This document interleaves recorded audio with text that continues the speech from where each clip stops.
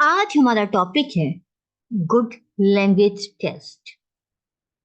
जब भी हम कोई भी टेस्ट को प्रिपेयर करते हैं, उसकी भाषा क्या होनी चाहिए या किन चीजों का हमें ध्यान रखना चाहिए जिससे हमारा टेस्ट अच्छा हो सके। उसकी कौन कौन सी विशेषता होती हैं जिनको हमें ध्यान रखें। तो इस लेक्चर में हम जानते हैं characteristics of a good test, एक अच्छी टेस्ट की परीक्षा की विशेषताएं। सबसे पहले आता है वैलिड, वैधता। It means that it measures what its composer supposes to measure. इसका मतलब होता है कि मेजरमेंट करना मतलब होता है मापना, किसी चीज को जांचना। What its composer, कंपोजर होता है जो बनाने वाला होता है, यानी जो टेस्ट को बनाता है। सपोजेस, उसका क्या अनुमान होता है टू मेजर की, यानी हम देख सकते हैं कि जब भी हम कोई भी एक टेस्ट पेपर बनाते हैं, उस टेस्ट पेपर को बनाने वाला क्या मेजरमेंट अपने माइंड में रखता है कि वो टेस्ट पेपर से किस चीज को जानना चाहता है विद्यार्थी से, या जब वो टेस्ट पेपर विद्यार्थियों के सामने रखा जाएगा तो किस चीज को वो चेक करेगा, क्या मेजर करेगा। वैलिड का मतलब होता है वो मेजरमेंट करना।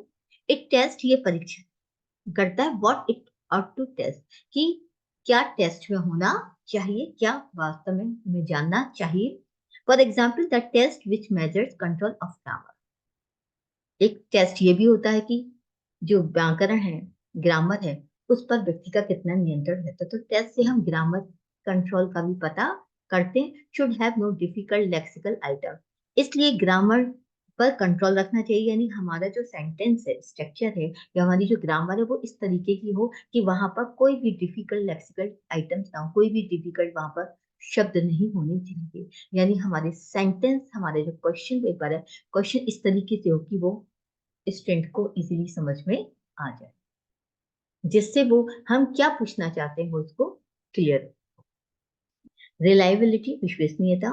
If it is taken again by the same student under the same condition, यदि हम किसी टेस्ट को फिर से लेते हैं और वही स्टूडेंट होते जो पहले भी टेस्ट ले चुके हैं और उसी कंडीशन में अगर टेस्ट लेते हैं, the score will be almost the same regarding that the time between the test and the retest.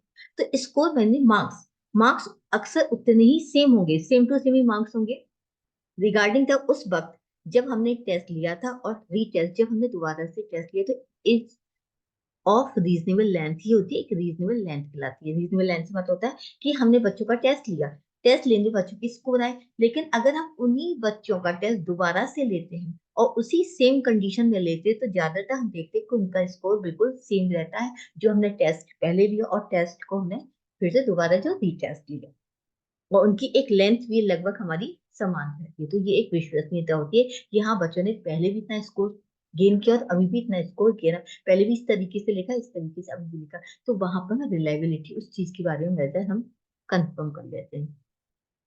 If it is given twice to the same student under the same circumstances, फिर the same circumstances उनको फिर से उनका test दिया जाता है, it will produce almost the same result. Naturally फिर से ही वही सेम रिजल्ट हमें मिलता है। In this case it is said, इस केस में ये कहा जाता है that the test provides consistency in measuring the items being evaluated, कि जो टेस्ट है वो प्रोवाइड टेस्ट देता है कंसिस्टेंसी, स्थिरता देता है मेजरिंग द आइटम, यानी हमने जिन चीजों को इवेल्युएट किया, जिन चीजों का मूल्यांकन किया, उसका मेजरमेंट में हमें स्थिरता मिलती है कि पहले भी यही स्कोर था, दोबारा भी स्कोर यही रहा और तिबारा भी स्कोर वही है। तो उससे हमें रिलेबिलिटी हो जाती है कि हाँ, ये चीज बच्चों को पूरी तरीके से आती है, या इस टॉपिक को उनका इजिली कमांड है। तो एक कंसिस्टेंसी, एक स्थिरता में वहां पर मिल जाती है उस टॉपिक से related.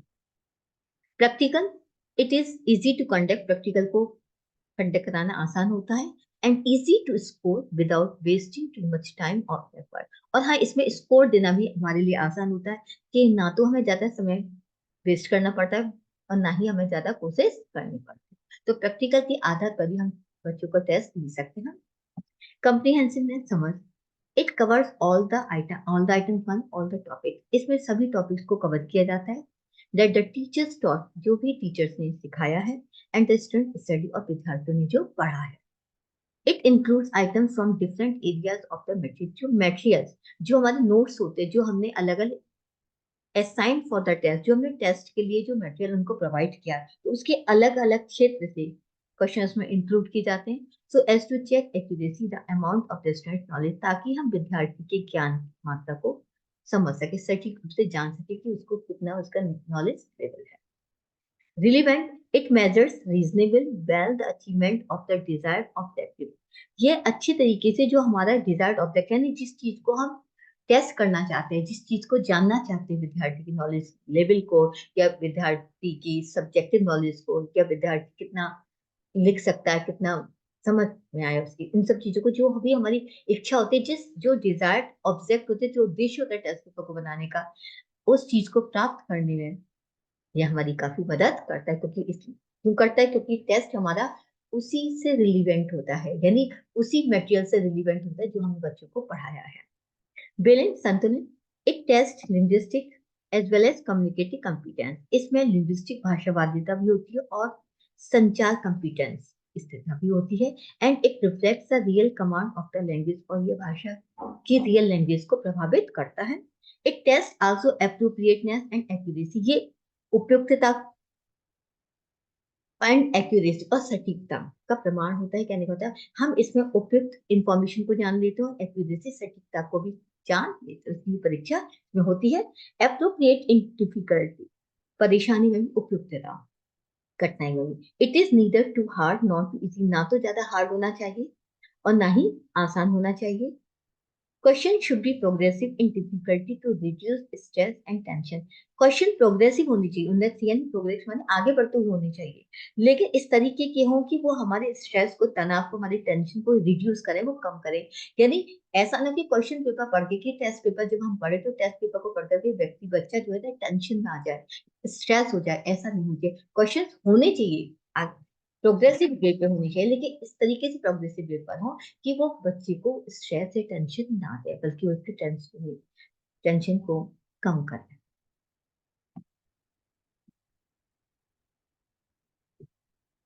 Clear, question and instruction should be clear, questions और जो निर्देश उसमें जो दिए जाते हैं इंस्ट्रक्शन, वो स्पष्ट होने चाहिए। Student should know what to do exactly, विद्यार्थी को अच्छे तरीके से पता चल जाना चाहिए कि एक्चुअली उन्हें वास्तव में करना क्या है। Authentic, the language of the test should reflect everyday discourse, प्रत्येक दिन का जो डिस्कोर्स, जो वातावरण होता है, उसी से हमारा जो टेस्ट की भाषा भी वही होनी चाहिए। टेस्ट की भाषा ऐसे जो आम बोलचाल की होती है, प्रतिदिन की होती है। अप्रोप्रिएट फॉर टाइम, और समय के लिए उपयुक्त होना चाहिए। एक good language test should be appropriate in length for the allocated time, तो एक अच्छी टेस्ट की भाषा वही होती है कि उसमें इस तरीके के क्वेश्चन दिए जाएं कि वो क्वेश्चन के आंसर उसी समय पर, जो एलोकेटेड समय है, उसी के अंदर ही मौजूद हो। यानी एक वो टाइम, अगर हमने लेंथी क्वेश्चन दिए हैं, तो अगर 3 आवर्स का है या 1 घंटे का, 2 घंटे, तो ऐसा टाइम हो कि जो क्वेश्चन हमने दिए हैं उसकी भाषा ऐसी हो कि वो उसी समय के अंतर्गत अपना टेस्ट कंप्लीट कर ले।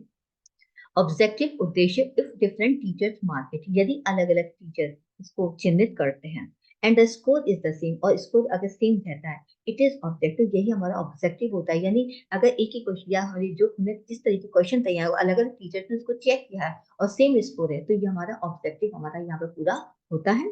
The marking process should not be affected by the teachers personality, तो टीचर्स के व्यक्तित्व से हमारा जो मार्किंग प्रोसेस है, हमारी जो नंबर देने की प्रक्रिया, जो स्कोर की प्रक्रिया, वो प्रभावित नहीं होनी चाहिए। Question and answer are so clear, question हो या आंसर, वो सभी स्पष्ट होने चाहिए, एंड डेफिनेट, निश्चित होने चाहिए, that the marker would give the student the score he she deserve, और मार्कर को, जो नंबर देने वाले को भी, स्टूडेंट को वही नंबर देने चाहिए जो वो डिजर्व करता है, जैसा उसने लिखा उसी के अकॉर्डिंग टू। इकोनॉमिकली मितव्यता, it makes the best use of the teachers limited time for preparing and grading, यानी ऐसा होता है तो ये टीचर का एक जो सीमित समय होता है जहां वो तैयार करता है टेस्ट को भी या ग्रेडिंग करता है, तो वो उसका सबसे अच्छा यूज भी इसमें कर सकता है। And it make the best use of the student assign time for answering और आइटम, और विद्यार्थी को भी जो ऐसा जो समय दिया गया आंसर करने के लिए सभी क्वेश्चन का, उसका भी अच्छे समय का यूज कर सकता है, क्योंकि वो पॉइंट टू पॉइंट अगर लिखता है तो वहां पर भी उसके समय का सदुपयोग हो जाता है, और टीचर्स का भी समय बेस्ट यूज हो जाता है टाइम का। So we can see that oral exams in classes of 30 plus students are not so as economical as it requires too much time and effort for teachers to conduct, क्योंकि अगर oral exams की बात करें, oral test की अगर बात करें, तो 30 से अगर ज्यादा स्टूडेंट हमारी क्लास में होते हैं तो वो इकोनॉमिकल नहीं होता, क्योंकि इसमें समय बहुत ज्यादा लगता है, बहुत ज्यादा समय लेता है, और हमें टीचर को उसको ओरल टेस्ट को कंडक्ट कराने में काफी मेहनत भी करनी पड़ती है। लेकिन अगर हम उसके बदले 30 से अगर ज्यादा स्टूडेंट अगर हम रिटन टेस्ट लेते हैं तो हमारे लिए आसान हो जाता है और हमारा समय भी बच जाता है, और स्टूडेंट्स को मेजरमेंट भी इजीली कर पाते हैं, और हम इतना नहीं कर पाते। तो इस तरीके से हमें जानना चाहिए कि जब हम टेस्ट पेपर बनाए तो हम किन चीजों का ध्यान हमें माइंड में रखना चाहिए, जिससे कि हम समय का उस समय एलोकेट टाइम में स्टूडेंट भी अपनी आंसर्स को अच्छी तरीके से दे सके और समय का सदुपयोग भी कर सके। तो उम्मीद करती हूँ टॉपिक समझ में आएगा। Thank you very much.